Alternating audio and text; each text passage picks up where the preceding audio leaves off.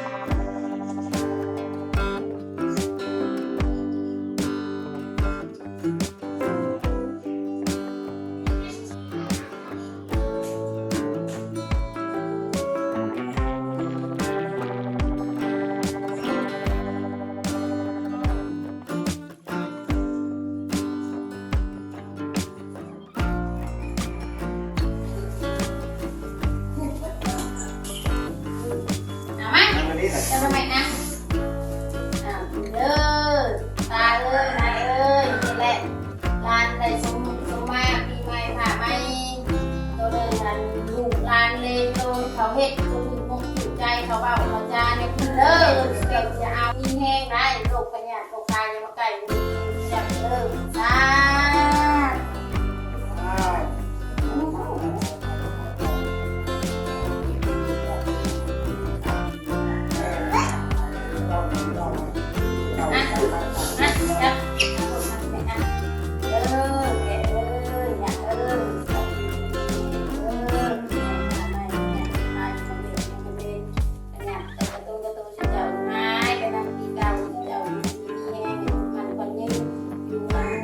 การเป็นโรค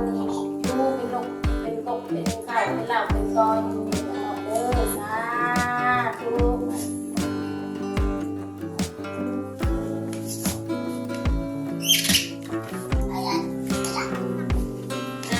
เอาไปจะพดพดพดไปพดเอาไปเอาไปเอาพดเอามานี่เอาไปทานข้าวสิมาเลย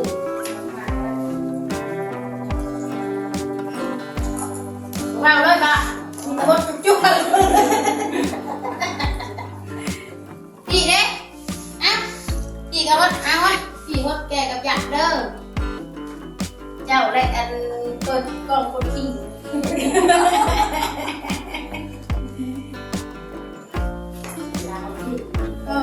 มาพี่อันยังมาบ้านตัวนี้เบลมาสัมภาษณ์กัน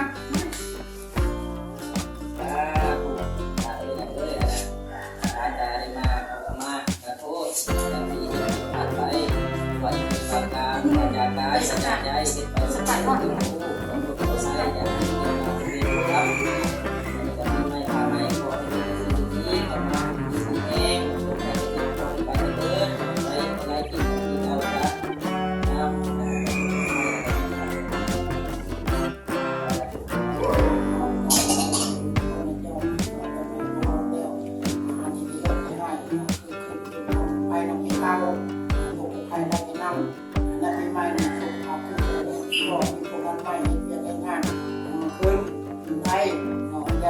ไก่ทั้งแค่คนขายในเงินมือละ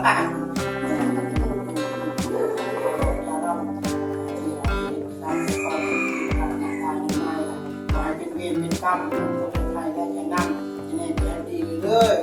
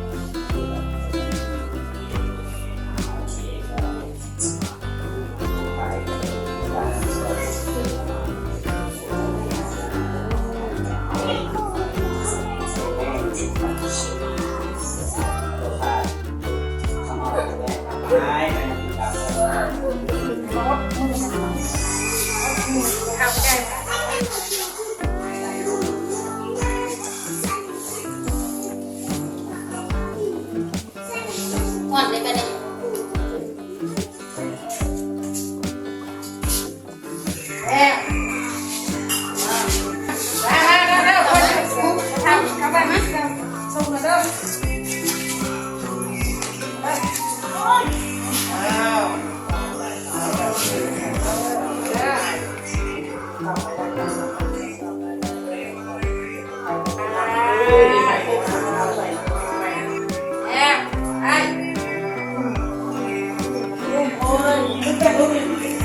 เป็นน้ำดื้อเนี่ย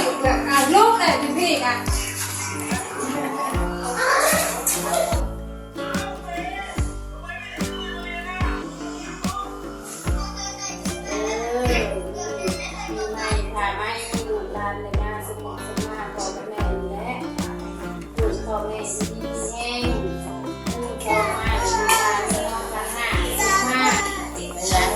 มาเด้อพี่เพื่อนมาข่าวเด้อ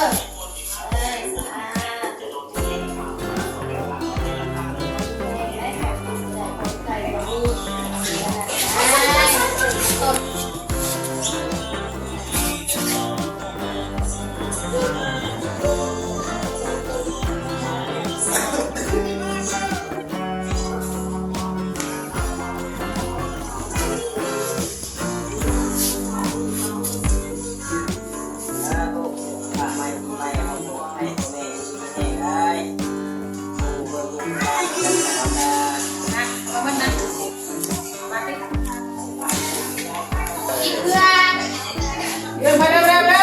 มาบุญนี่กระเทศกันปีหน้าไปเขาเวียนได้อยากกินให้ได้อ้าวดีจะเต้นกันไล่แต่ละมือนั่น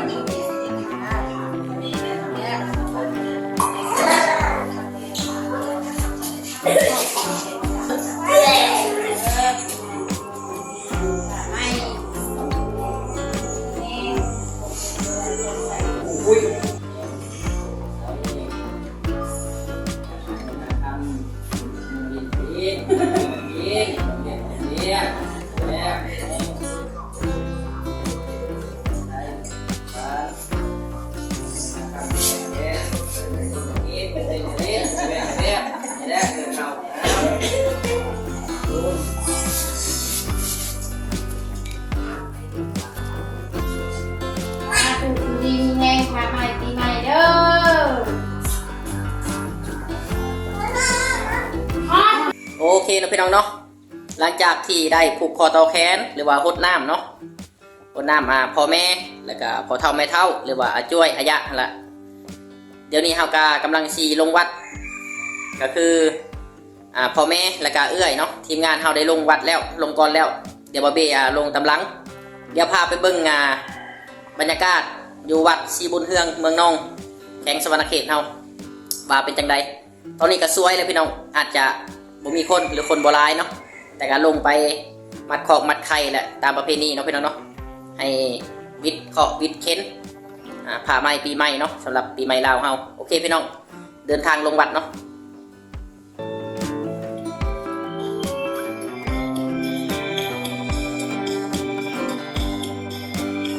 อันนี้ทั้งผู้ข้างเดียวมาทิพก็จะดวงมาล่าหวยหมดบรรยากาศการทรงพระด้วยพี่น้องเนาะตอนนี้เขาเจ้ากำลังลังไล่มาพี่น้องเลยไทยบ้านเนาะกำลังลงมาบนน้ำทรงพระเสียงซีบ่เพื่อน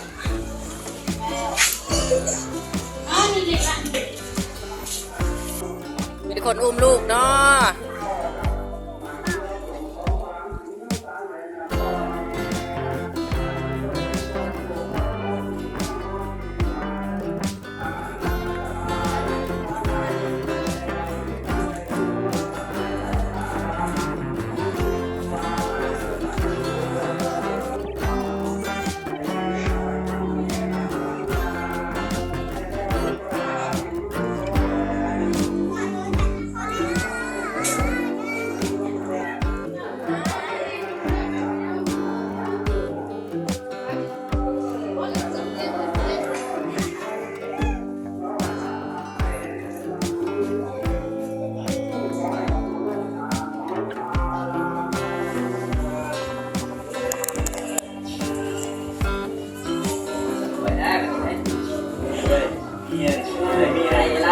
ไป มาหลายๆหรอกหลายๆจะได้หรอก ไว้ตอน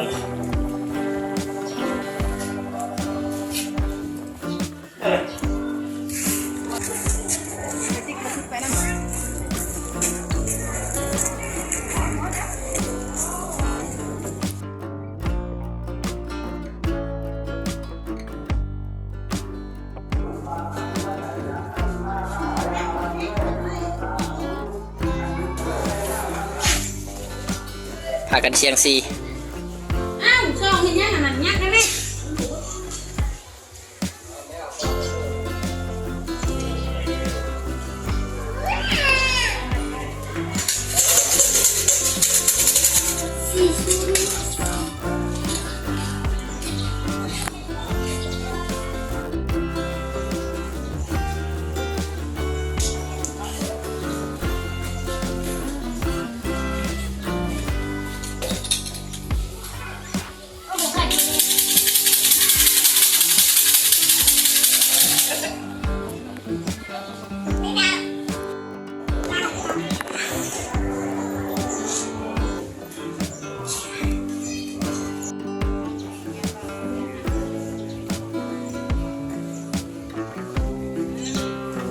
มาสิ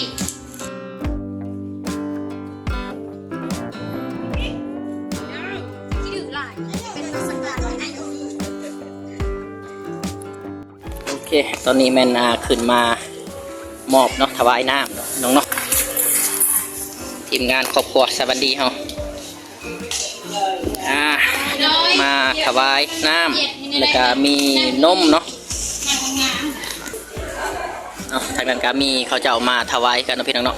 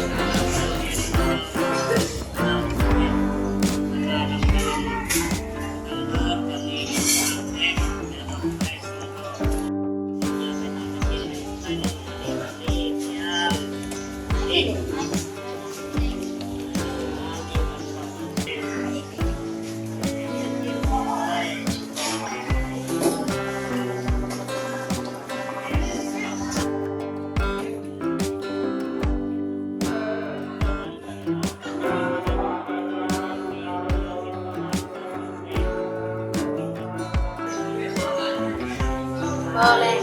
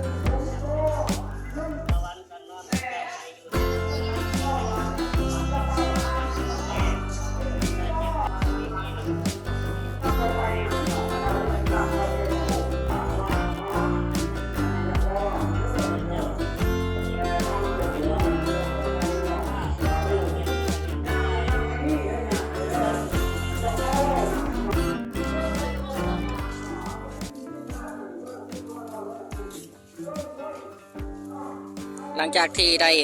มอบเนาะหรือว่าทานน้ำทานดอกไผ่เนาะ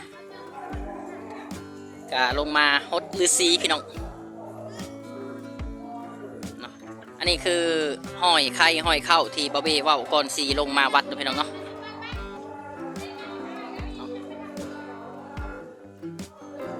ปกติก็สีฮดน้ำนะพี่น้องเนาะฮดน้ำขี้มีนไหลลงมาแล้วก็ฮดสงพระ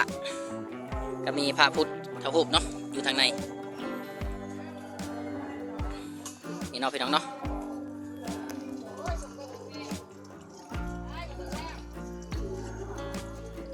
ฮดพระทรงพระกสิประมาณนี้พี่น้องเนาะ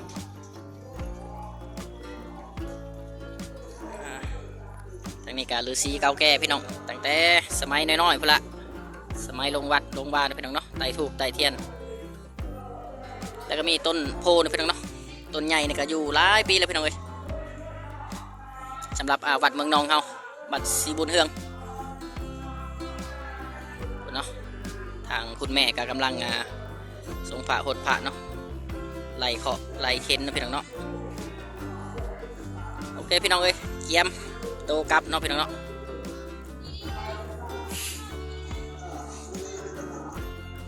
โอเคนะพี่น้องเนาะตอนนี้ก็ได้สำเร็จเรียบร้อยเกี่ยวกับการเฮ็ดบุญเฮ็ดศีลหรือว่าหดน้ำพ่อแม่อยู่เฮือนอยู่ซ่านนะพี่น้องเนาะพ่อเฒ่าแม่เฒ่าแล้วก็บัดนี้ได้ลงมาวัดมาทรงพระมาถวายน้ำถวายดอกไผ่ก็ถือว่าได้จบลงแล้วพี่น้องเว้ยตอนนี้ทีมงานเฮาก็ได้เมื่อแล้วพ่อแม่เนาะเอื้อยอ้ายก็ได้เมื่อแล้วบาเบ้ก็กำลังสิกลับกันพี่น้องเว้ยโอเคพี่น้องก่อนที่จากกันไปก็อย่าลืมกดติดตามกดกระดิ่งเพื่อรับการแจ้งเตือนใหม่ๆและเป็นกำลังใจให้บาเบ้นะพี่น้องเนาะมื้อหน้าพบกันใหม่พี่น้องสำหรับมื้อนี้บาเบ้ขอกล่าวคำว่าสบายดี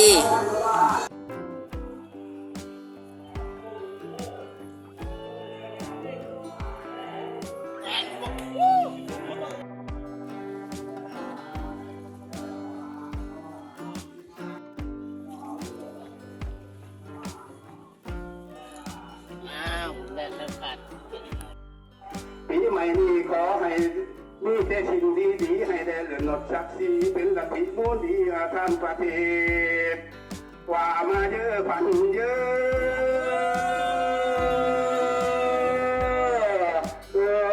บาด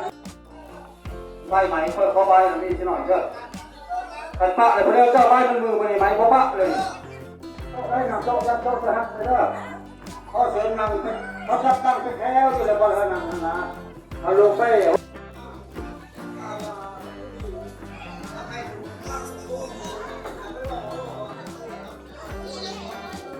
อันนี้เขาก็ได้จำแนกเลิกว่าผู้มีผู้บ่มีแล้วจากนั้นจะมาคอยเราแก้ดังนี้นี่ข้อเสริม